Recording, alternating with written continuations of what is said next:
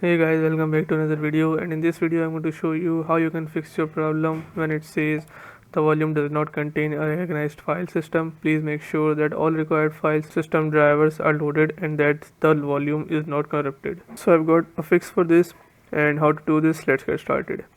First open CMD and run it as an administrator, and then you have to type this code CHKDSK space the letter for your USB drive space F space R, and then hit enter. Once you do this, it will run a program in your system and then it will solve your problem. If your problem still occurs, so make sure to comment down below so we can bring a detailed guide on this video. Alright, that's it for today's tutorial.